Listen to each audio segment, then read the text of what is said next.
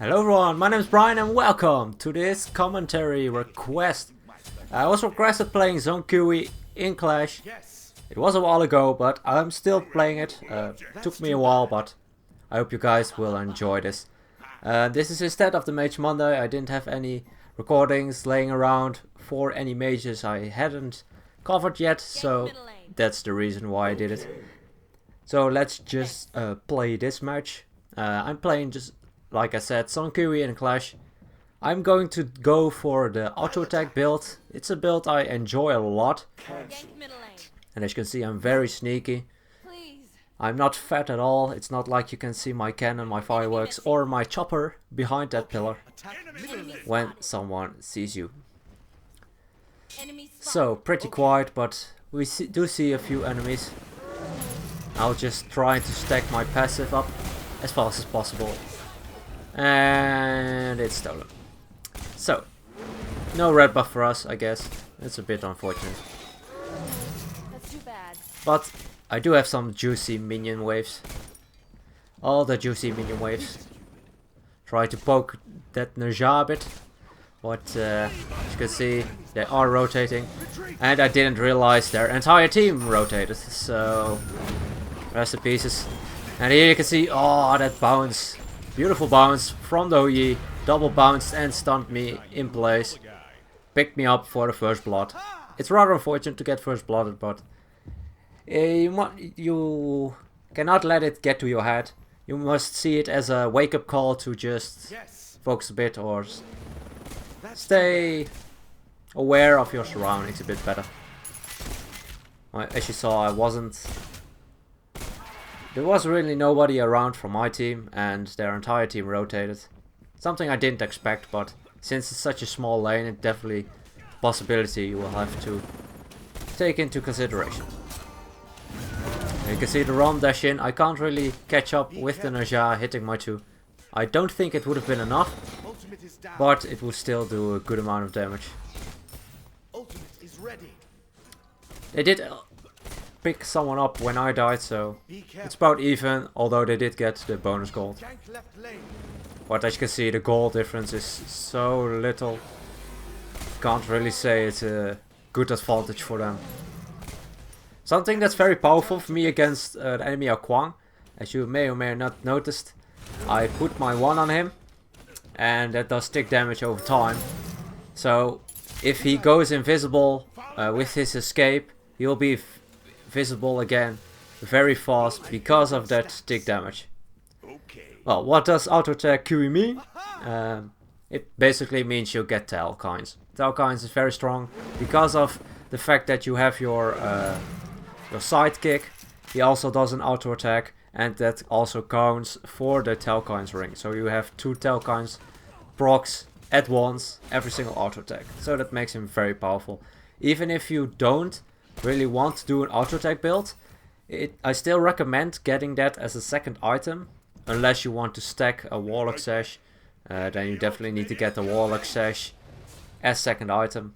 But otherwise, definitely get that Talkines online, because it will boost your damage with so much, because your auto attacks will deal a huge amount of damage. And since you don't level your 3, because you level your 1 and your 2 first and your ultimate, it will take a while before you even have levels in it, so it would be worth it to use your 3 as damaging ability.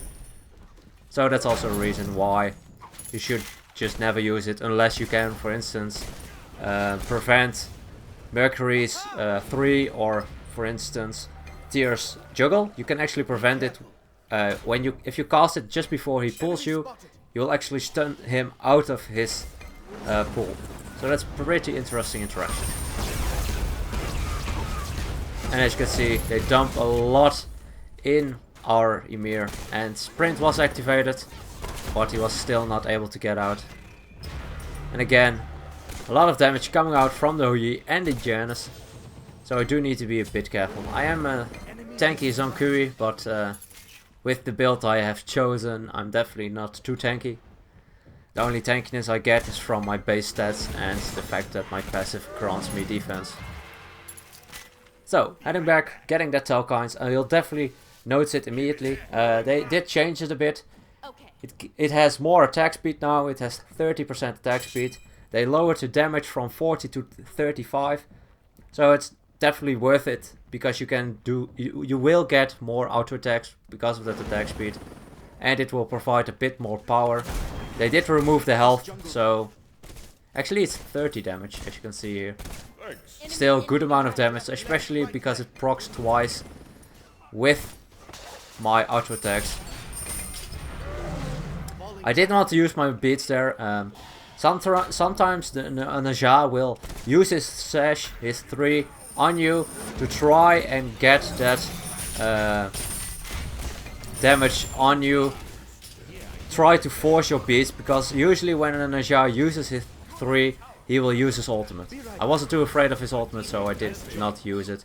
And as you can see, good amount of damage coming out. Not able in time to burst him down, so I was forced to retreat.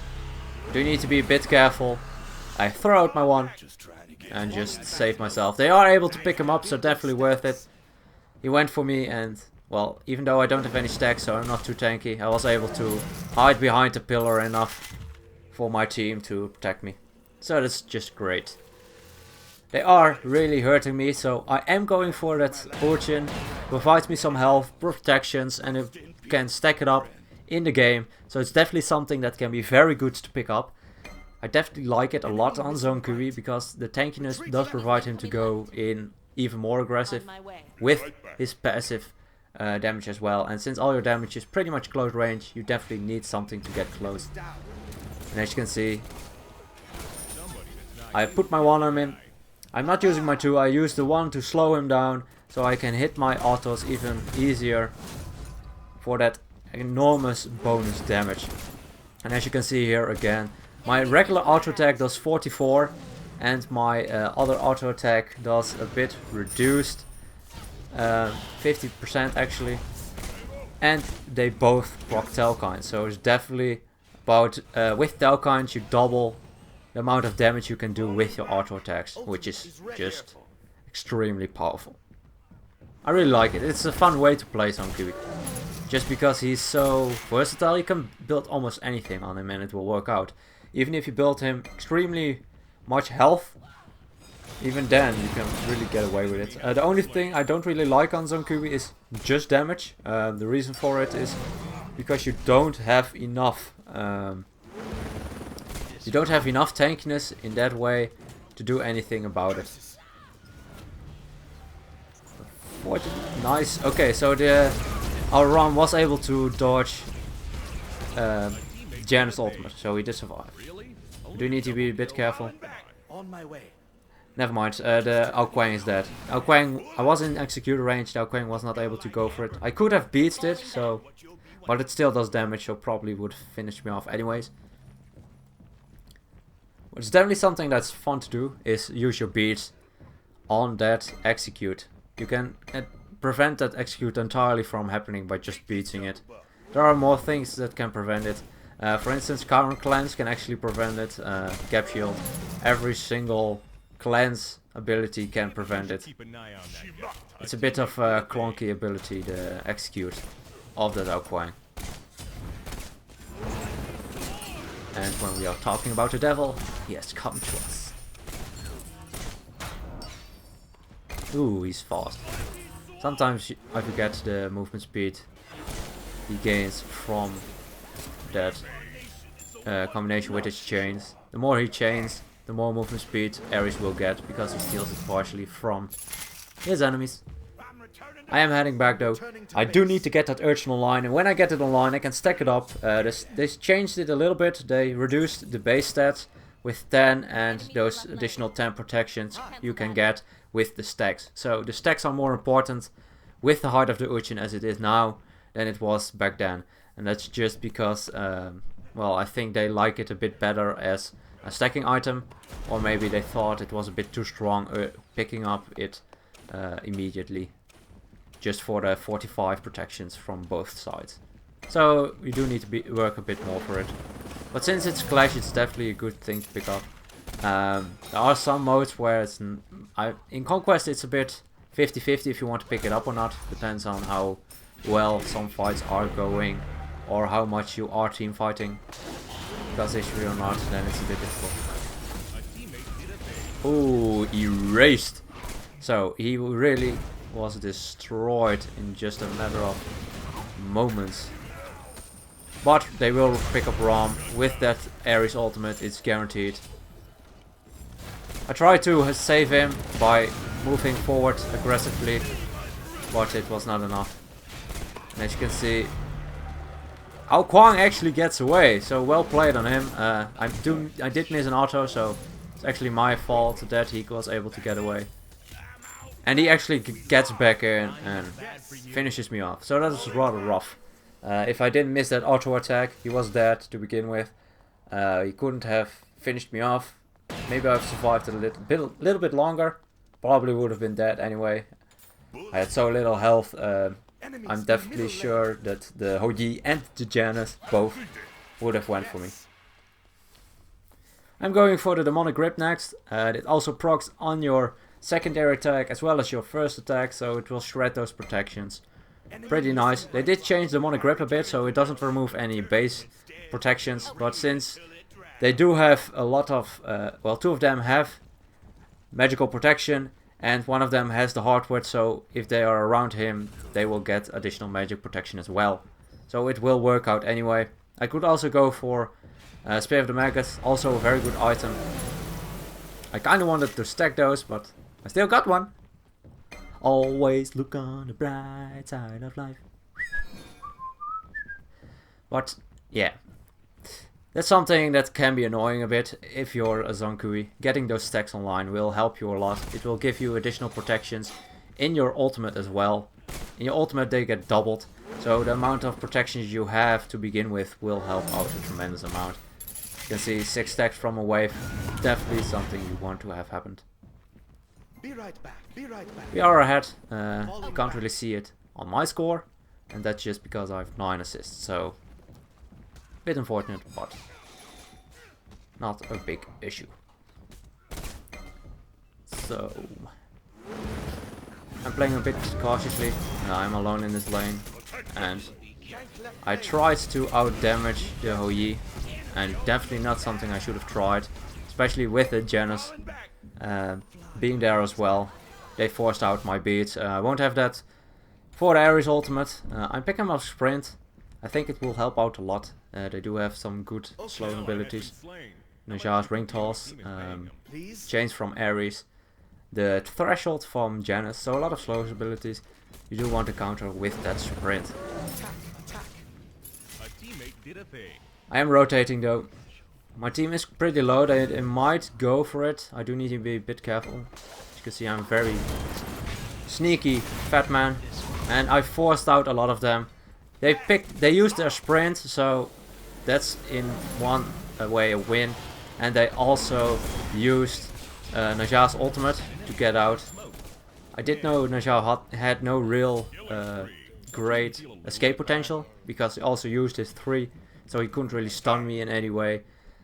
And he only had his ultimate and he used it wisely, otherwise he would have been dead, that's no doubt about it. They do have a good amount of damage, but still, I don't want to engage it too much, especially with the Ares arriving as well. Ares can do a huge amount of damage. His chains are nuts. He's made for it, but still, they're quite nuts. I see a lot of Areses lately, especially in Arena. Since they changed the beats, you will see Ares a lot more. Not too great effectiveness, to be honest, but you still see him a lot more. Although I had one match lately that was a bit too much. They had 3 God rank 10s on their side of the team, one of them being Ares, so that was rather rough. And nice slow from the Nemesis, guarantees that hit. I'm not going to use beats, I actually don't have any beats, but otherwise I wouldn't have used this as well. I'm tanking this tower, I would allow my team to fight a bit easier, just so they can chase down that kill without having to worry about that tower damage. Because I am tanky and I do have an Urchin with stacks online. I have a lot of protections, 127. That's a good amount of protections. Not even with my passive stacked entirely. And as you can see, The Naja is ulting me. It doesn't do too much, but they are able to combo me. But I use my sprint. And with that sprint, that allows me to get rid of that slow. I can run out the portal from the Janus without getting hit by the unstable vortex. It would have not been enough to kill me. But still a lot of damage, so it's always risky. I'm going to pick up that ethereal stuff next. Ethereal is still really strong. It does provide a little less health, but more power on percentage health. So, all in all, it's about the same. In my opinion, it's more effective on gods with a high base health stat. On Ymir, it's just nuts. It's very strong on Ymir. On Ymir, definitely something you want to pick up. And my team went for the Gold Fury. I zoned a bit. And we were able to pick up that Gold Fury. Basically for free. They didn't contest it. Nice, good stuff. So we're ahead by a lot. I do have a lot of assists going for me, so that's also great. And with those Talcoins, I still have a good amount of damage. I did evade a bit, got hit by the Hoi one. But it did allow me to go and dodge that ring toss, which is a lot more important. Especially if you're with two gods who bounce between you, that's just too much. And here I move forward, try to zone a bit, peel a bit for that Ymir. Usually people don't want to stay in Zhong Kui ultimate, but at this point I didn't have enough damage to do anything. And yeah, it's a bit difficult for me to go for anything. I try to stun him, but the stun is around me and it only hits at a certain point. Sometimes it's a downside, but like I said, you can use it to get rid of the Mercury 3 and the Fearless Frontier, because the stun will continue in its entire circumference, but it will only, even though the animation does not. So that's a pretty interesting thing. But in this case it was a downside. If the stun was instant, maybe I could have gotten away. Or forced that Ao Kuang to die with the ticket on his face, him being in the tower as well. So a bit rough, but I'm still Zhong Kui. I can take a lot with that ethereal staff again. I have 2400 health. I'm not even close to level 20 yet, so I do want to stack up my passive again, just because I need it to function properly. And I guess you can see a nice 6 stacks again, so it's definitely helpful. And a very awkward stun. Decided Hoi was practically in the air. Even his posture was entirely in the air. I move forward a bit. I ticket the Hoi. He probably will die because of the ticket damage. And as you can see, I pick up that kill. So I move forward with the sprint. Applied it a little amount of damage. Got away safely and the ticket finished him off. So you don't always have to go for that 1-2 combo. I do want to peel a bit for our team. Especially with Ao Kuang being able to execute someone when they are quite low. As you can see, everyone is a bit low. Someone uses... As I said, if someone uses... if Ao Kuang uses his 3 on someone, he can basically execute him. But a nice beat from our Rama and some help from our team. We are able to pick him up. No casualties. Good stuff. Awesome. Oh yeah.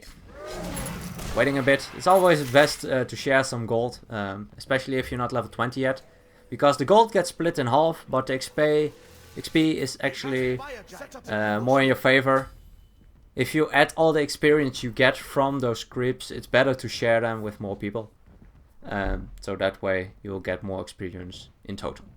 So you always want to try and share those minion camps with any teammate that's around. And my team is actually doing very well. Picked up 2 enemies already. We are grouped up very nice with our Ymir in front line. I am going to zone a bit. Maybe we can get this Phoenix. They're not actually around yet, so we can definitely pick up this Phoenix pretty easily. We do need to be a bit careful. Actually, my team elected to go for it. Our Emir was quite low and was able to be picked up with that execute. But we picked up the Naja return, so it worked out pretty in our favor. I moved forward. I knew the Kwang used his escape already, so I was able to pick him up. Good game. And the enemy actually surrenders. They had Janus and Ares up, but we were with 4 of us, so probably would have been a victory, even though they might have defended. I did have my ultimate up, so definitely would have been able to tank up a lot from their Titan with my passive and all. Anyway, let's go over the damage. As you can see, I didn't do enough damage, in my opinion. It was a bit lackluster. Our Rama did a huge amount of damage. Well done on his part. He went for a very powerful build with a lot of penetration. He went for the chins. Chins was very powerful in this season. Definitely something I recommend picking up for those hunters. Ekeval as well. Ekeval chins is a very good combination for those hunters. He didn't pick up the Ekeval, but he did go for the Asi for that additional attack speed. And Rama having a attack speed steroid helps out as well. So I went for a bit of an auto attack build, and with some defense and health, definitely worked out for me to survive a bit longer. They did have a high burst damage team, and that's the reason why I went for it. Otherwise I would have gone for something a bit more damage oriented.